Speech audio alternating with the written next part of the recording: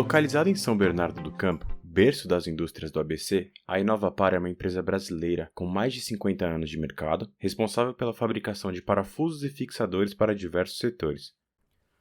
Com um grande número de concorrentes na região, nos anos 90, a Inovapar se destacou das demais empresas de parafusos ao fazer a transição do modelo familiar e padronizar a maioria de seus processos, entregando um produto final mais coeso e com mais competitividade, conseguindo assumir ao longo do tempo a liderança do mercado de parafusos, um título que carrega até hoje. Atualmente, a empresa possui cerca de 70 funcionários e 95% de sua demanda é proveniente de grandes montadoras. Nos últimos meses, a Inovapar tem sentido uma diminuição brusca da demanda de seus principais clientes, colocando em risco a saúde financeira da empresa e sua liderança no setor. Conversando melhor com seus clientes e com outras empresas da região, o dono da Inovapar descobriu que parte da demanda que antes era direcionada para ele está sendo direcionada agora para uma nova empresa que surgiu no mercado de parafusos, a Paraplus, que possui o mesmo porte da Inovapar, entrega um produto final de qualidade similar, porém com um prazo muito menor e que está levando cada vez mais os clientes a preferirem fazer negócios com ela. Foi nesse contexto que o dono da Inovapar decidiu contratar uma empresa de consultoria especializada em indústrias, a INT. O objetivo desse projeto era identificar os pontos de melhoria nos processos de fabricação, a fim de conseguir reduzir o tempo de produção e, além disso, aumentar a qualidade do serviço, trazendo a empresa a um novo patamar de competitividade em relação à sua nova concorrente. Após dias no chão de fábrica, mapeando todos os processos da Inovapar e conversando com os funcionários e supervisores, a INT chamou o dono e a alta gestão da Inovapar para apresentar os resultados. Analisando o fluxograma do processo da fábrica e conversando com os operadores, foi verificado que, apesar de atualizar os processos, a empresa continuou trabalhando com o mesmo maquinário. Ela dependia exclusivamente de duas máquinas de 1990 para conformação e forjamento dos parafusos. Com isso, foram encontrados alguns problemas. A produção ocorria de maneira constante para o atendimento da demanda, não existindo espaço para manutenção preventiva.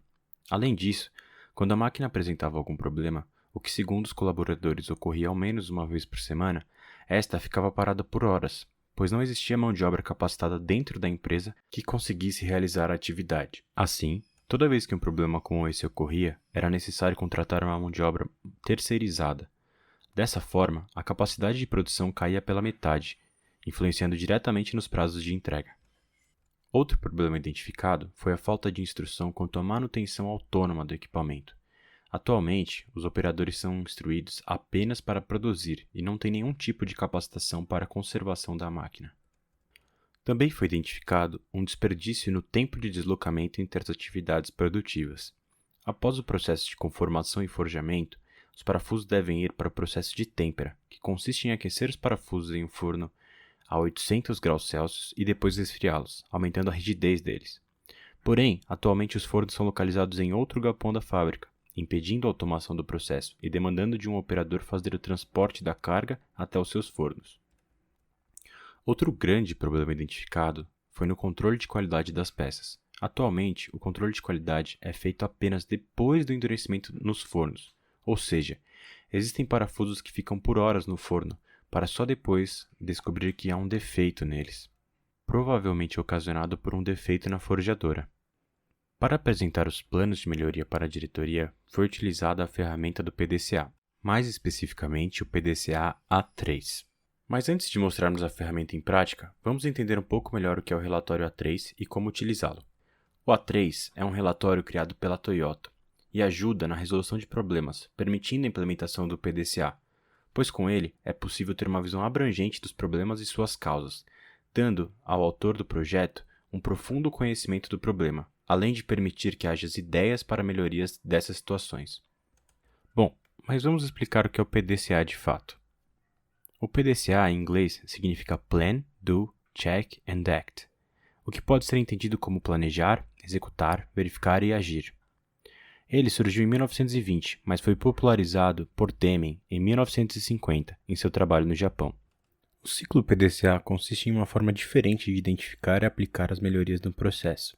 A etapa de planejamento, a etapa P, consiste na definição das metas e quais serão as ferramentas utilizadas para atingi-las. Depois, ocorre a etapa D, a etapa de execução. onde deve seguir aquilo que foi planejado, coletando os dados ao longo do processo, e estes servirão para a etapa seguinte.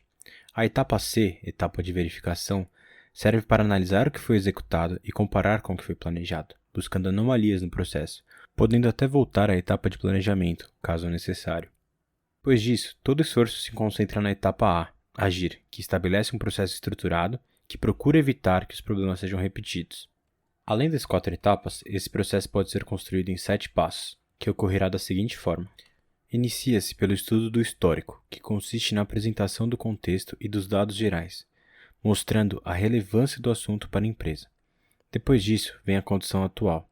Esta apresenta de forma visual o estado do sistema, destaca os fatores principais e qual é o problema no estado atual, com informações relevantes e resumidas. Após isso, inicia-se a definição do objetivo, que visa estabelecer uma meta e como esta será medida.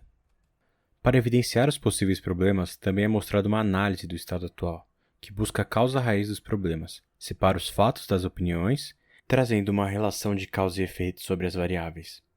Após essas etapas descritas anteriormente, ocorre a implementação, verificação e ação, e estas se desdobram em 3 etapas. As contramedidas definem quem vai implementar as ações, detalha o que será feito, esclarece os prazos, ordem e local da implementação. A confirmação de efeito é uma mensuração utilizada na lista dos objetivos, verificando a eficácia dos itens. As ações de acompanhamento verificam se existem semelhanças na área ou na empresa que poderiam se beneficiar dos processos com as informações obtidas ao longo do projeto. Como instrumento de auxílio na implementação do PDCA-3, será utilizada a ferramenta OEE. A OEE faz parte da TPM, também conhecida como Manutenção Produtiva Total. Este conceito surgiu no movimento de empresas japonesas para elevar a qualidade de seus produtos, que antes disso eram conhecidos por sua baixa durabilidade. A primeira menção do TPM surge ao fim da Segunda Guerra Mundial, e os seus registros são encontrados numa empresa pertencente ao grupo Toyota, a Nippon Denso. É importante ressaltar que o TPM não é uma sequência de passos, mas sim uma filosofia de gestão empresarial, que é centrada na disponibilidade do equipamento para a produção no momento certo. Essa mudança cultural ela é muito importante e ela ocorre em vários níveis hierárquicos, começando desde o presidente até o operador de máquina. Então, uma vez que a TPM está focada na disponibilidade do equipamento, a sua atuação no nível de manutenção busca estar concentrada nas manutenções preventivas e preditivas. Esses são esforços para manter o equipamento sem falhas, em perfeitas condições, antes do equipamento apresentar problemas. Ao contrário dessas manutenções que buscam evitar os problemas, existe a manutenção que ocorre quando o problema já aconteceu, e essa é a manutenção corretiva. Em termos práticos, a manutenção corretiva ela necessita de mais mão de obra e um maior custo. Então, ela só tem que ser usada quando for extremamente necessária. Falando dos objetivos do TPM, ele visa reduzir 6 grandes perdas, que são elas: por parada devido à quebra, por mudança de linha ou de regulagens, por operação em vazio ou pequenas paradas, por quebra de velocidade, por defeitos gerados no processo de produção ou no início da produção com queda de rendimento. Como falamos antes, o OEE está dentro do TPM. OEE pode ser traduzido do inglês como Eficiência Global de um Equipamento. É uma métrica que serve para medir o desempenho dos equipamentos e a melhoria contínua dos processos. Quem criou esse conceito foi Seiki Nakajima. Esse conceito do OEE, ele mensura o equipamento em 3 dimensões: eficiência, disponibilidade e qualidade. Cada uma das falhas que foram citadas no TPM tem uma relação direta com as dimensões do OEE, sendo que a parada por quebra ou falha e a mudança de linha ou regulagem tem a ver com a disponibilidade. Operação em vazio e pequenas paradas, queda de velocidade, estão relacionadas com a eficiência. Defeitos no processo de produção, início da operação e queda de rendimento estão ligados à qualidade.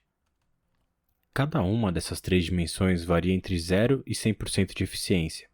O OEE é a multiplicação destes 3 fatores e é uma métrica muito interessante para saber como anda a saúde de determinada máquina dentro de uma empresa.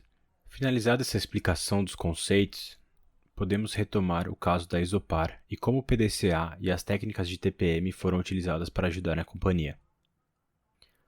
Através da ferramenta de OEE, foi possível fornecer ao PDCA-3 alguns dados relevantes.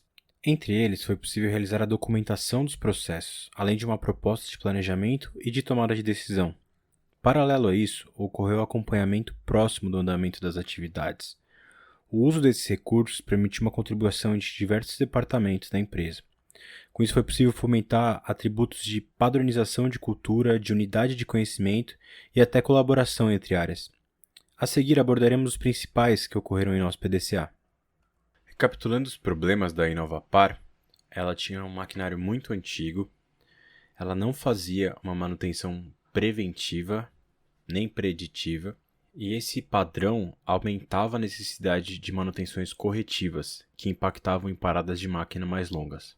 Essas paradas de máquina impactavam o cliente final, que por sua vez tinha um prazo de entrega mais longo. Além desse problema, ocorriam os outros problemas de layout e o problema de falta de um controle de qualidade maior. Esses problemas impactavam diretamente na qualidade do produto final, o que também diminuía o valor agregado para os clientes. Uma vez que nós já temos o cenário da empresa definido, nós avançamos para o terceiro tópico do nosso PDCA, que seriam os objetivos e as metas. O objetivo consiste resumidamente em analisar uma reestruturação do processo atual de fabricação e preencher lacunas atuais que existem. A meta, por sua vez, será aumentar o faturamento e aumentar a competitividade da empresa no mercado. Realizando uma análise da causa raiz, em cima do que já foi apresentado, é possível encontrar problemas relacionados à empresa possuir um maquinário muito antigo, pouco maquinário, falta de capacitação dos funcionários, estado de conservação dos materiais, além do processo como um todo no controle de qualidade, pois o produto final não apresentava um resultado como o esperado.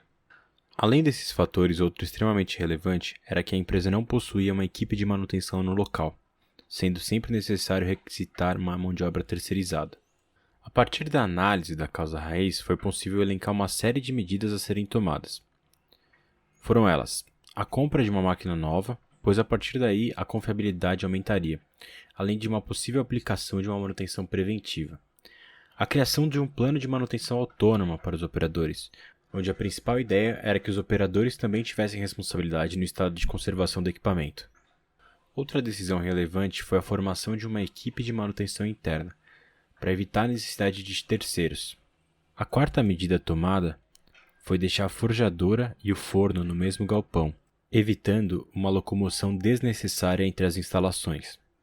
Por fim, foi criado um plano de controle de qualidade, que evitava qualquer retrabalho durante o processo da fabricação dos parafusos e assegurava a entrega de um produto final dentro de padrões previamente estabelecidos.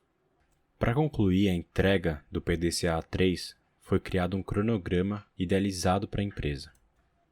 Após a implementação, o resultado começou a ser observado. O prazo de entrega passou a ser cumprido à risca, graças às ações do Programa de Manutenção Total, que possibilitaram que as 6 grandes perdas na fabricação fossem reduzidas. Já não havia mais tantas quebras de equipamento, uma vez que os funcionários passaram a aplicar conceitos de manutenção ativa em suas máquinas, além de documentar qualquer anormalidade nos equipamentos para a equipe de manutenção interna, o que diminuiu drasticamente o tempo das paradas por quebras. O tempo de setup das máquinas para o início da operação também reduziu. Isso aconteceu pelo novo maquinário e pelo treinamento e a capacitação dos funcionários. Outro ponto relevante foi que a equipe de manutenção criada foi capaz de realizar manutenções preventivas e preditivas. Todas essas mudanças, alinhadas ao TPM, trouxeram para a empresa um ganho na velocidade de produção, uma diminuição da sucata e também uma diminuição do retrabalho. Tudo isso aumentou a competitividade dela frente ao mercado. Esses ganhos só foram possíveis graças à implementação do projeto.